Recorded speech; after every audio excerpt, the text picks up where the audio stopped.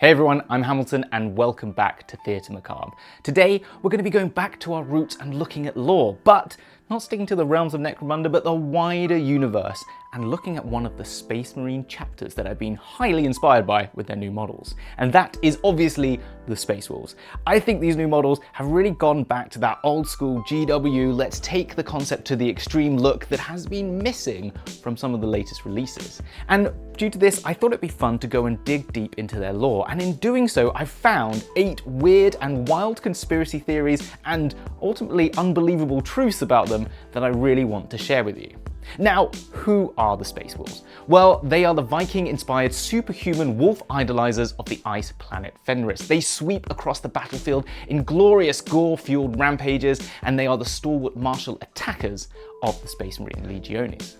Led by their missing Primarch Leman Russ of tank fame, they are one of the most iconic Space Marine legions there is. With their fur cloaks, long beards, and glorious flowing hair, they stand out amongst the crowd of goth kids and goody two-shoes that make up the rest of the Emperor's Legion.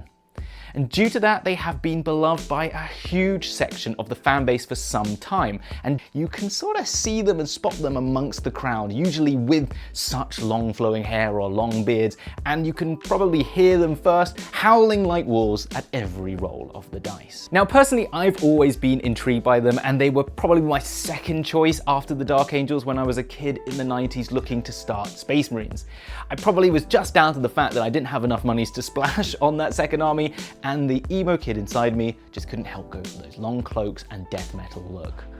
But today I thought I would honor these golden lock boys as they rush back into the fray by doing a video about 8 weird and wonderful conspiracy theories and quite unbelievable facts that you may not know about the Space Wolves.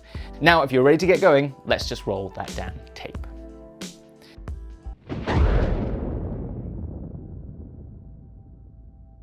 Now, the first of these is one of those such conspiracy theories, and it comes from the simple phrase, "There are no wolves on Fenris."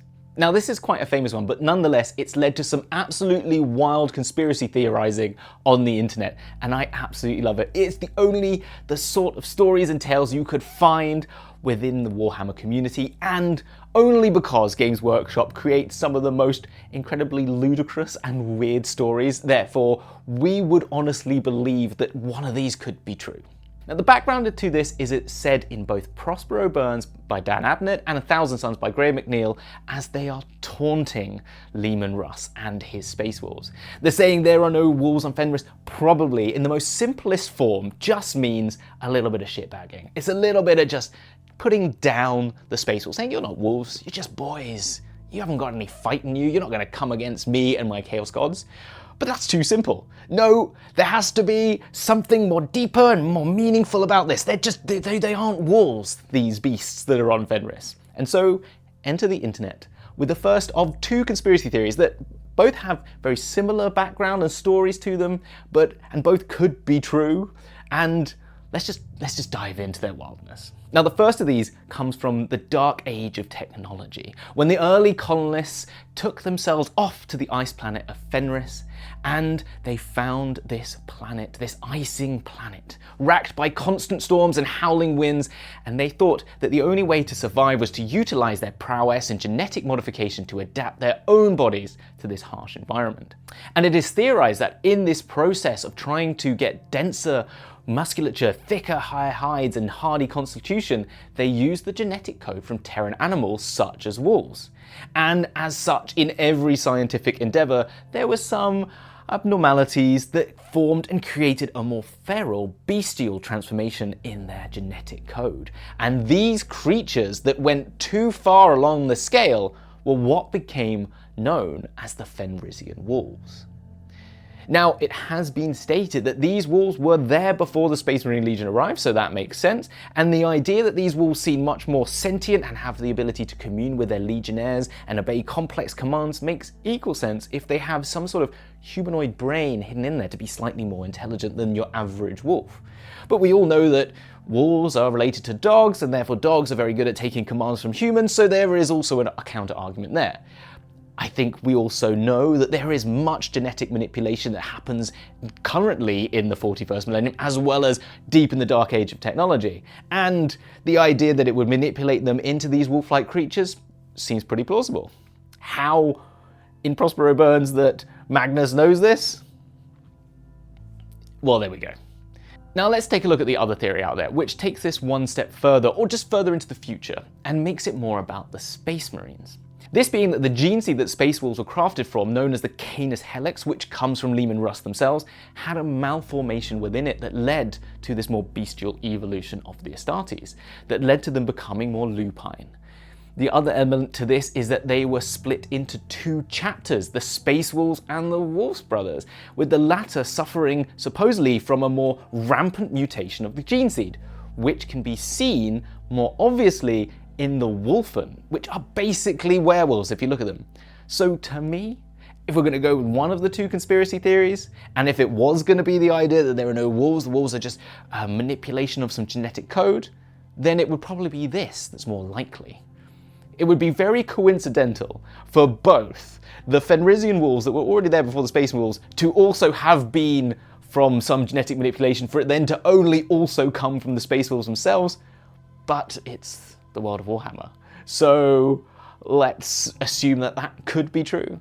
But if we were going to be honest with ourselves, this conspiracy theory seems just a massive stretch based on some simple, singular sentences said really as shitbagging between two Primarchs. So for me, personally, I'm going to say this conspiracy theory, too crazy. But let's get on to the next one.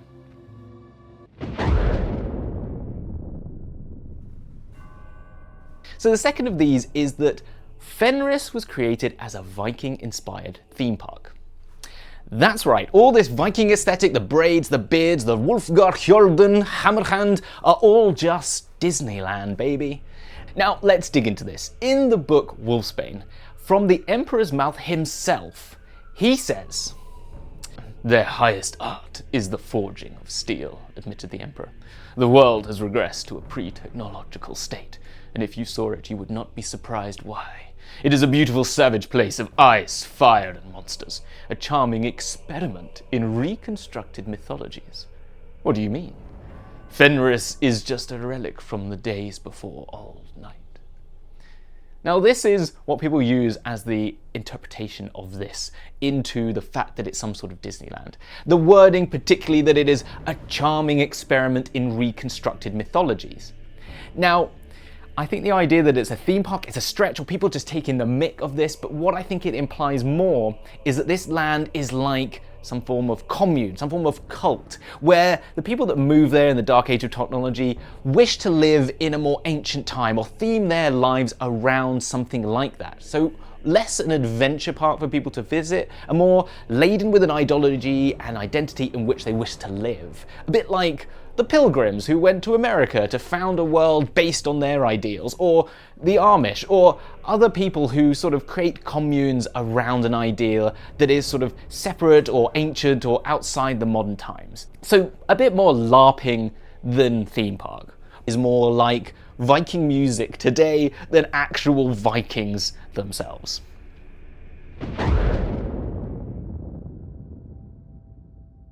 Now this third one is a big one. It spread wild over the internet that Leman Russ killed the 2nd and 11th Primarchs, the Lost Legions. Now the first point of call for everyone that wants to argue this point is that the Space Wolves are the Emperor's executioners, and so if he wanted something dead, then he'd call on them to do it, right? But first off, he does that with all the Space Marines. Like, the Space Marines are just sent to kill things as a general rule. The Executioner is no specific role, apart from, if I'm going to take the idea of an Executioner, to me, is much more about symbolic death, and in that very public symbolic death. An Executioner is there to execute people in front of a crowd, and the fact that the 2nd and 11th Legion and their disappearance is covered in so many layers of secrecy that I doubt it was a very public thing. And as every Primarch has had their nice mind wipe afterwards, it would feel really weird to do that with the display of the Executioners. As such, for me, if I was going to do something as the Emperor and I wanted to get one of my legions to kill someone in secret, I'd probably choose the Alpha Legion and not the Space Wolves, or definitely not my public Executioners. But okay, that doesn't mean they didn't do it. It just doesn't, for me, feel like the executioners is the reason why.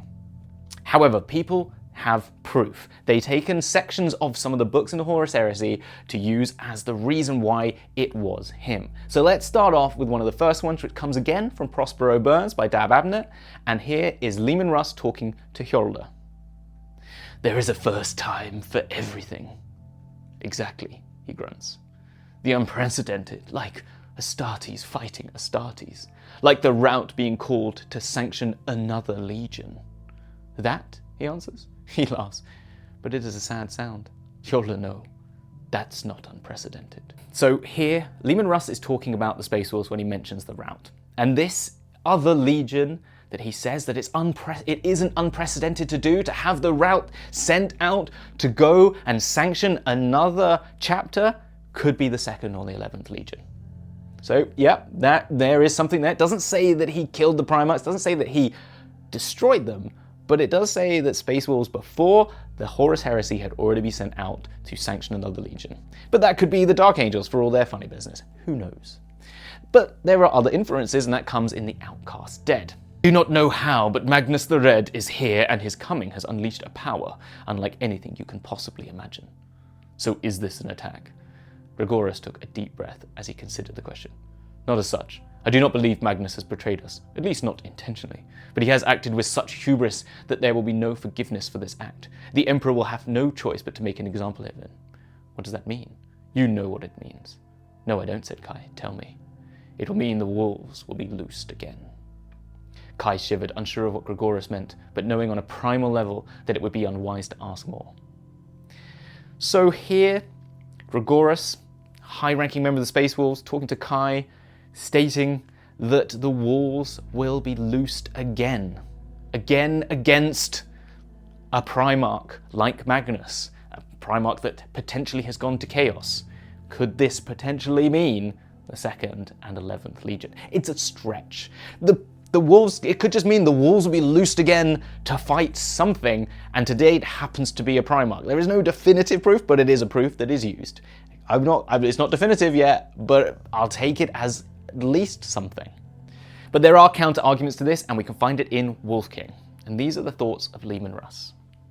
"For a long time, knowing what he knew of his own strength, Russ had doubted whether it was possible for a Primarch to be truly hurt, let alone killed. Now he knew that both were possible, for he had done it himself. If he closed his eyes, he could still see the look of startled horror in Magnus's lone eye before the screaming warp hurricane had ripped his broken body into fragments."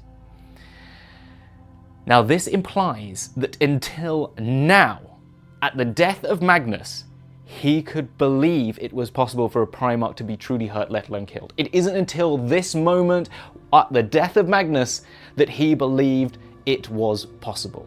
So, to me, that states that to him, he never believed it was true, previous to the death of Magnus, to kill a Primarch, which means he could not have been the one to kill the 2nd and 11th Primarchs. However, the counter-argument comes back again. That glorious mind wipe has been reinstated in this argument, because maybe he doesn't remember because his mind is wiped. But what a grand and important thing for him to have forgotten. But there you go.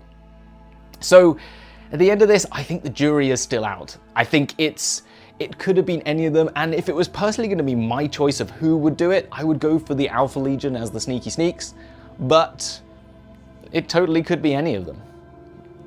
Or it was just the Emperor himself.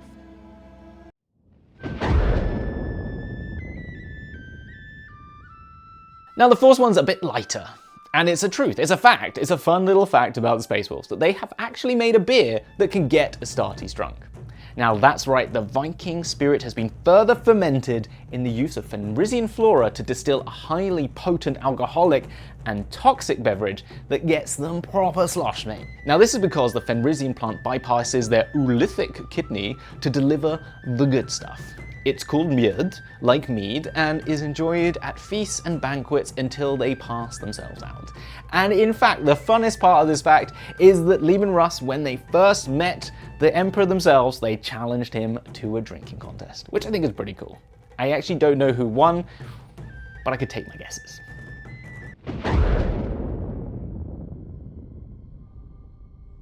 Now, the fifth one is another short and fun little one, but it's an interesting sort of leap and change to the ideas and mythologies of the Space Wolves.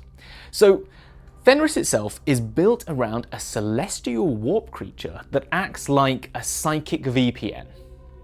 So this is because the Psyker abilities of the Space Wolves, Rune Priests, which are the only magically abilitied Space Wolves, there are no sort of librarians or chaplains like that, and it is considered, out of all of the legions, one of the safest ways to access the warp, as unlike other Psykers who have to open themselves up literally to the chaotic energy of the warp, they instead use this world spirit as a bridge to it, which is much like a VPN. It sort of masks them from the dangers. Now, wouldn't it be really perfect if I had some sort of NordVPN sponsorship? We're talking about Vikings and we're talking about VPNs, but I don't. So you can save scrolling and mashing that skip 10 button. So we'll just move on. But I just wanted to acknowledge the ultimate segue that was available to me. Now, anyway, this world spirit is not unique to the Space Wolves. It actually acts similarly to what the Exodites have on their planets, where they have rolling masses of psychic energy that exist at the heart of their planets that channels every soul that dies to it before it can be taken by Slaanesh. Now, this is really cool, and this is actually all we know about these entities because the lore is really light, but I thought it was a really cool fact that they have this very particular, very Gaian, very sort of New Age mythology that sticks with their psychic abilities, that fits with the sort of New Age Viking, false Viking sort of vibe.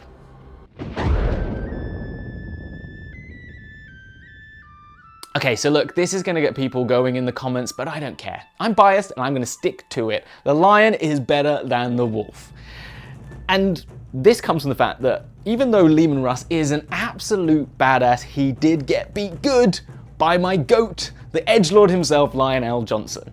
Because when they fought, Lionel Johnson struck him down, put him out. And we don't maybe need to look at why they were fighting. Let's not uncover all the Dark Angel stuff. We'll just keep that under the carpet for now. But the important is this, he got beat by the lion. Simple as that. Now, Dark Angels are rule. Now let's ignore the infighting between chapters. What is interesting about this further is that whenever the two chapters meet, representatives from both the Space Wolves and the Dark Angels are set to duel one another as homage to this moment. And not every time do the Dark Angels win, which is fair.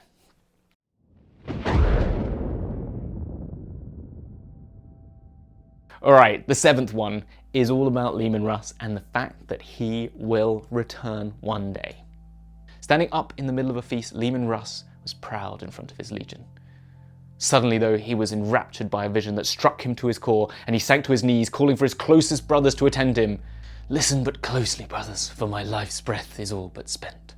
There shall come a time far from now when our chapter itself is dying, even as I am now dying, and our foes should gather to destroy us. Then, my children, I shall listen for your call in whatever realm of death holds me, and come I shall, no matter what the laws of life and death forbid. At the end, I will be there for the final battle, for the wolf time."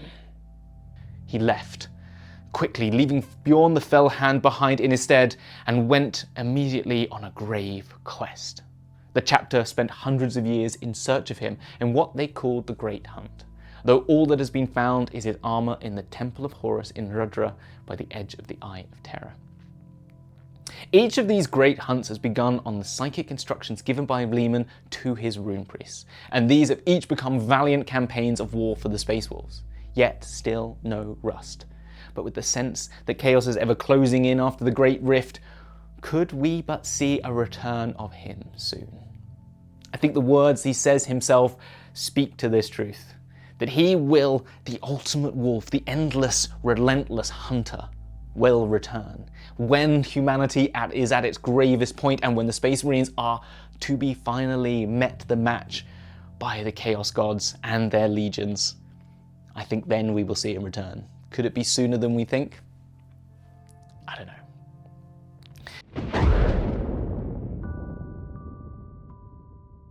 Now this final one gets a bit real and is probably the most unbelievable, so I will mention now straight off the bat there is a BBC article, news article about this that I will put in the show notes below. But what it is that the Space Wolves got called out by PETA. And yes, I mean the actual PETA, People for the Ethical Treatment of Animals, sent an actual real letter, open letter, to the then CEO of GW, Kevin Roundtree. And in their blog post to accompany the letter, it stated this. While we appreciate that they are fictional, the group says, draping them in what looks like a replica of a dead animal sends the message that wearing fur is acceptable. The grim, dark, battle-hardened warriors are known for their martial prowess, but wearing the skins of dead animals doesn't take any skill. Fur has no more place in 2017 than it would in the year 40,000. Now look, before we all get diving into this, PETA does some amazing work around the world looking after animals and making sure that atrocities are not put against them. And wearing fur is not cool, people. It's not necessary, it's not cool. Obviously, in environments where you might need to wear fur, where you, like, you're hunter-gatherer and it is your only way of getting warm, completely understandable. But we, in the Western world, have the ability to use synthetic materials that can be actually natural synthetic materials so they can still rot the way Nurgle intended. We can do that. So let's just not get too deep into this. But because what is actually happening here is just one of those taking something completely and wildly out of context and just going just a little bit too far with it, because at the end of the day, guys, they're plastic. It's not real fur. GW is not going around killing wolves. And also, like, if we really, as people inside with all the context, know that there are much worse atrocities in the 41st millennium that we should be worrying about than some space wolves wearing fur. Like, we know about the Night Lords and their skin wearing habits and how actual machines work in the Imperium. Like, I think of all the things in the 40k that we probably want to, like, get rid of as, like, actual awful things that are being glorified, the wearing of fur is not the first on my list, that's for sure. So let's just leave it there. So that is it. That is all 8 of my facts, conspiracy theories, and wild and weird things to know about the Space Wolves. I've actually really enjoyed doing this, getting back to some lore and finding some weird things on the internet, and I'd love to hear your thoughts and anything you have to add to these conspiracy theories one way or the other to debunk them or prove them. And so, with that, maybe I'm gonna do some more of these. Maybe I'll go and look at my beloved Dark Angels and see what they have to say for themselves hidden in their closet, because I'm sure there's some really, really big skeletons to uncover. But anyway, that's it for today. If you've enjoyed this, please click the like button. It does so much for channels. Get in the comments and click that subscribe button. It will be greatly appreciated. So that's it for today, everyone. In the meantime, you stay safe and unhive. Bye, everyone.